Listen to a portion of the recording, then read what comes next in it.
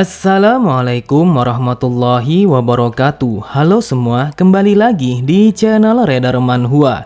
Kali ini Mimin akan melanjutkan sebuah komik yang berjudul Raja Assassin Terkuat. Dan apabila kalian masih bingung dengan alur ceritanya, kalian bisa cek deskripsi atau langsung saja menuju playlist yang ada di halaman channel ini untuk memulainya dari part 1. Tanpa basa-basi lebih jauh, mari kita masuk di part 38. Cerita dimulai setelah Hajin yang menggunakan aura demoniknya untuk menekan Sang Ho dan juga para pengawalnya. Terlihat Sang Ho hanya bisa menahan pancaran aura demonik itu sampai-sampai mereka begitu sulit untuk berdiri dengan tegak. Sambil menahan tekanan itu, Sang Ho pun menjawabnya kalau yang memerintahkan Tuan Muda ketiga adalah Sang Raja. Tetapi Sang Ho bergumam, bagaimana mungkin dia memiliki energi demonik yang begitu kuat, bahkan aku hampir tidak bisa berdiri dengan tegak. Dengan tatapan mata yang tajam, Hajin berkata, jika kau sudah tahu siapa yang memberikan perintah ini, jadi mari kita ulang. Yang pertama, perkenalkan diri kalian dengan benar. Sang Ho pun hanya bisa menundukkan kepalanya sembari mengatakan, aku adalah kepala keluarga kedua dari keluarga Gyeoksa. Ini adalah suatu kehormatan bisa bertemu dengan Anda, wahai jenderal penyidik. Aku meminta maaf atas kelancangan ini, tetapi saat ini kediaman kami dalam tahap perbaikan. Jadi kapasitas tempat tinggal kami sangat kurang untuk menampung pasukan Anda. Namun Anda tidak perlu khawatir karena kami telah mengatur lokasi istirahat sementara untuk para pasukan yang Anda bawa. Hajin pun berkata kepada Reon, hai pemimpin berserker demonik, apakah kau akan pergi beristirahat pada kediaman sementara? Mungkin kalian tidak akan bisa merasa nyaman mempertimbangkan mereka membangun tempat itu hanya untuk digunakan dalam waktu yang begitu singkat. Sontak Sang Ho pun sangatlah terkejut. Ia berpikir, wanita ini yang hampir tidak terlihat berusia 30 tahun adalah pemimpin dari pasukan berserker demonik. Reon pun hanya tersenyum sembari mengatakan, apakah kau akan menjaga sikapmu itu? Tetapi kau tidak perlu khawatir karena aku selalu bersikap baik kepada siapapun. Terlihat para pasukan berserker demonik langsung tertawa setelah melihat Sang Ho yang mulai tertekan setelah mengetahui siapa mereka sebenarnya. Hajin kembali berkata, apakah kalian tidak menjadi masalah dengan mereka? Bahkan mereka sangat sulit untuk aku kendalikan. Jadi cukuplah dengan omong kosong tentang pembangunan ini, lalu enyahlah sekarang juga dari hadapanku.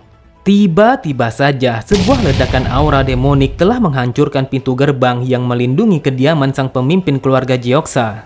Benar saja, ledakan kehancuran itu berasal dari tinjuan Hajin yang telah membuka paksa gerbang itu. Lalu Hajin berkata, apakah kau serius dengan kedatangan kami? Bahkan kau sama sekali tidak membuka gerbang itu untuk menyambut kami dengan baik. Sang Ho hanya terdiam, matanya terbelalak, bahkan ia sama sekali tidak bisa menyembunyikan ekspresi rasa terkejutnya ketika melihat kekuatan Hajin yang telah menghancurkan gerbang itu hanya dengan menggunakan tangan kosong. Sambil berjalan melewati kehancuran gerbang itu dan juga halamannya, Hajin berkata, lebih baik kalian membangun gerbang baru yang lebih kokoh. Lagi pula kau mengatakan kalau kalian telah melakukan pembangunan. Tetapi kalian bisa meminta uangnya kepada sang raja karena aku sama sekali tidak membawa uang. Jadi apakah kau paham dengan apa yang aku katakan?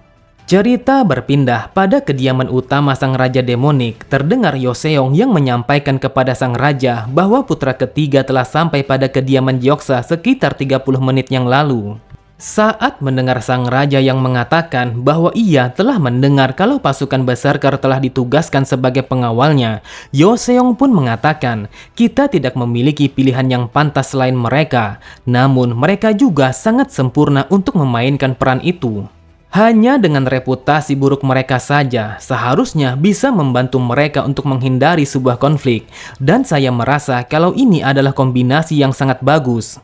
Sang raja berkata, mungkin ada situasi di mana pasukan berserker justru harus menghentikan murid ketigaku dalam sebuah konflik. Karena aku tahu kalau keluarga Gyeoksa tidak akan ramah kepadanya. Yoseong pun bertanya, apa yang akan dilakukan oleh sang raja apabila tuan muda ketiga berencana untuk melawan mereka dalam sebuah pertarungan? Sambil menuangkan minumannya dengan menggunakan pikirannya, sang raja berkata, membunuh salah satu murid dari pemimpin kultus akan membuat situasi ini menjadi lebih mudah untuk kutangani.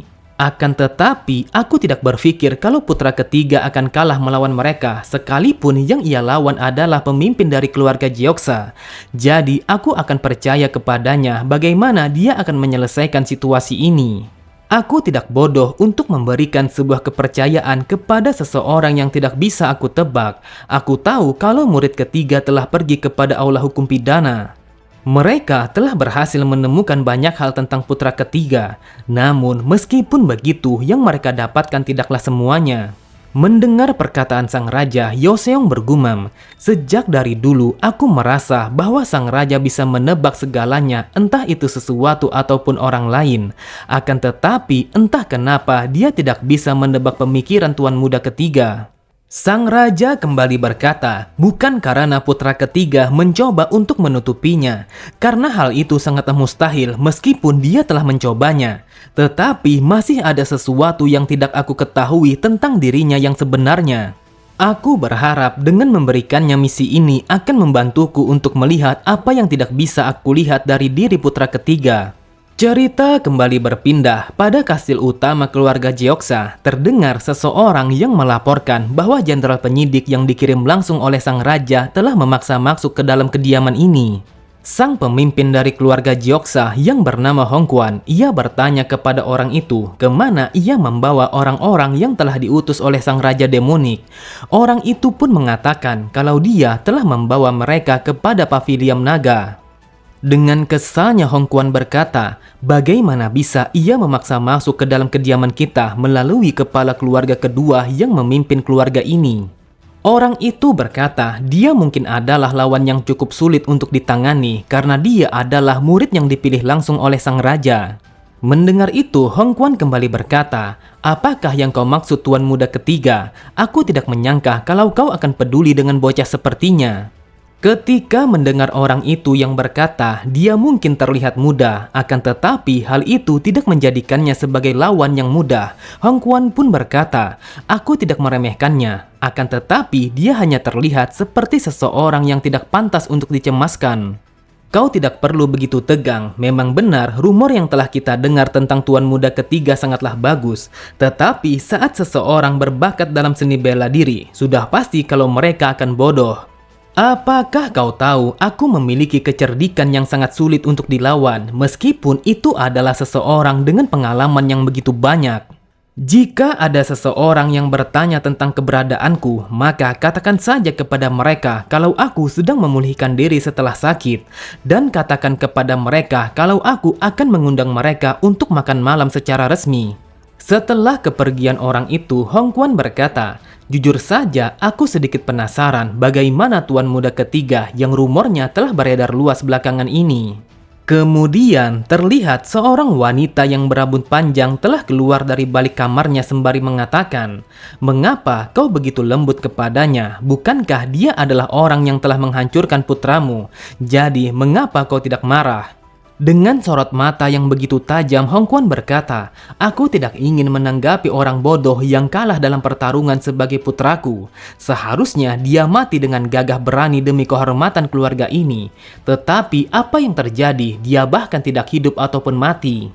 Aku tidak ingin mengurus seseorang yang tidak berguna, bahkan meskipun itu adalah putraku sendiri, karena seperti inilah darah seekor ular yang sesungguhnya. Karena Hongkwan mulai merasa kesal, wanita itu mencoba untuk menenangkannya sembari mengatakan, apakah aku boleh untuk melanjutkan pelayanan yang tadinya telah tertunda? Sambil tertawa, Hongkwan berkata, lakukanlah sesuka hatimu kapanpun kau mau sampai kau merasa puas, tetapi kau tidak perlu memaksakan diri dengan berlebihan.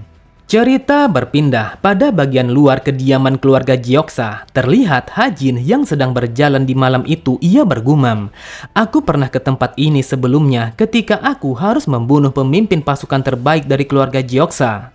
Awalnya aku terlibat dengan bajingan itu, putra keempat sang raja, yaitu Hong Yumun secara kebetulan, dan kami telah mengakhiri pertarungan itu dengan sesuatu yang sangat buruk.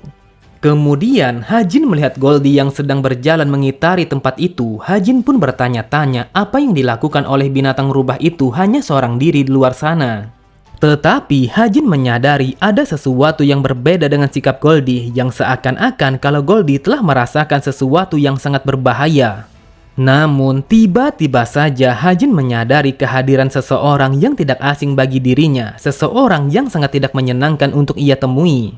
Ternyata orang yang datang itu adalah Hong Yurin, seseorang yang dulunya pernah bekerja sama kepada putra ketiga sebelum Hajin reinkarnasi kepada tubuh itu. Yurin pun mengajak Hajin untuk berbicara secara langsung sembari menikmati perjamuan minuman yang akan ia siapkan. Beberapa saat kemudian, mereka pun telah bertatap muka pada sebuah meja. Namun di saat itu tidak ada satu kata pun yang keluar dari mulut mereka masing-masing. Hajin berkata, "Kau tidak perlu berbasa basi, jadi katakan saja apa alasanmu ingin berbicara kepadaku." Yurin pun langsung terdiam, tetapi ia bergumam, "Di waktu itu aku tidak salah, sudah pasti kalau putra ketiga telah berubah." Dia terlihat kesal, tetapi hal itu bukanlah karena arogansi, hanya saja dia sama sekali tidak peduli. Dia benar-benar orang yang berbeda dibandingkan dengan kepribadiannya yang dulu, meskipun dia telah melalui sebuah transformasi. Semua orang yang ada di dalam keluarga ini, termasuk ayah, mereka terlalu banyak meremehkan putra ketiga. Aku tidak bisa mengatakan apa yang akan terjadi kepada keluargaku jika situasinya seperti ini. Jadi aku harus mencari tahu apa tujuannya untuk datang ke tempat ini. Karena Yurin sama sekali tidak mengatakan sepatah kata pun, Hajin pun berkata, "Tampaknya hal ini bukanlah sesuatu yang penting. Jadi aku akan pergi jika tidak ada yang ingin kau bicarakan." Namun, ketika Hajin beranjak pergi, Hajin pun langsung menghentikan langkah kakinya ketika Yurin yang berkata, "Yang pertama, aku ingin mengucapkan kata selamat karena kau telah menjalani semuanya dengan cukup baik setelah kau kembali dari dalam hutan bambu.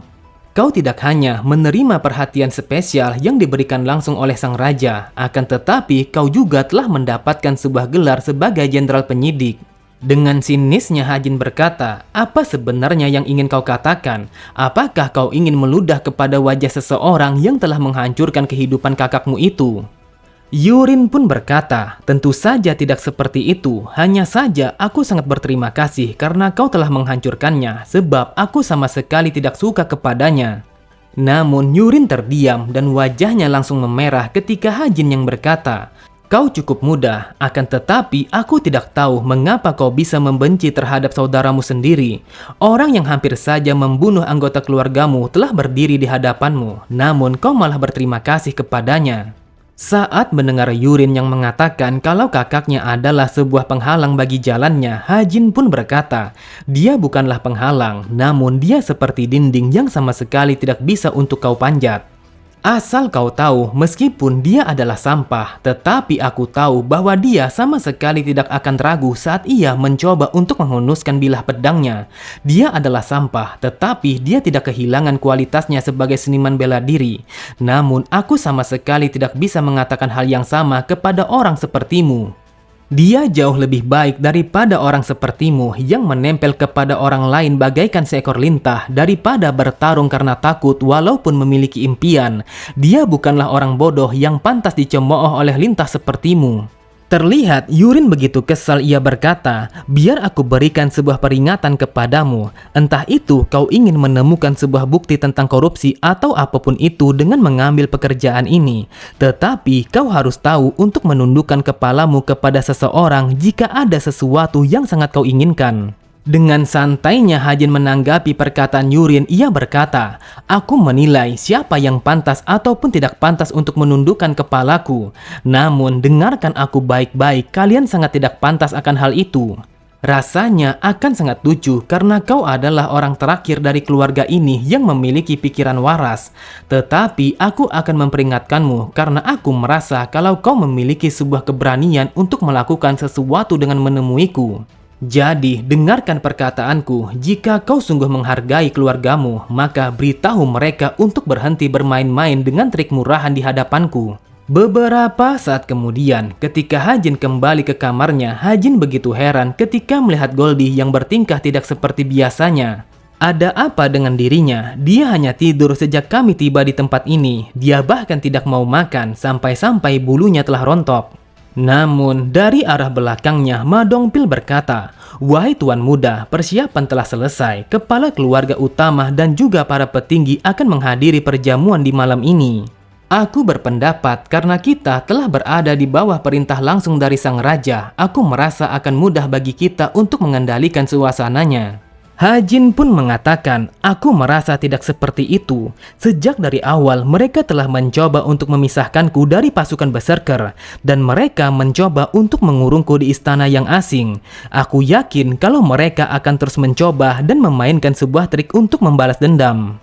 Ketika mendengar Ma Dongpil yang bertanya apakah yang dimaksud Hajin adalah bahwa mereka akan melakukan sesuatu yang tidak terduga, Hajin pun mengatakan bisa saja mereka akan melakukan itu karena mereka adalah keluarga yang sangat licik.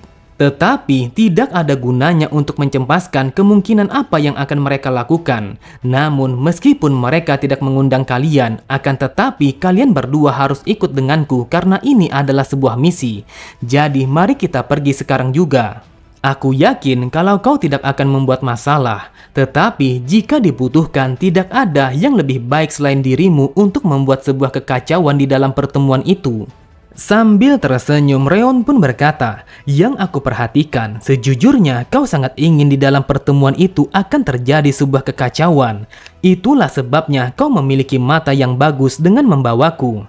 Kemudian, tanpa keraguan sedikit pun, mereka bertiga langsung pergi menuju ke tempat perjamuan yang sudah ditentukan oleh keluarga Gyeoksa. Lalu Hajin mengatakan, malam yang dingin ini kita akan menikmati lezatnya daging ular yang akan mereka hidangkan. Oke semua, cukup sampai di sini dulu pembahasan alur cerita kita. Sampai jumpa di video selanjutnya. Wassalamualaikum warahmatullahi wabarakatuh.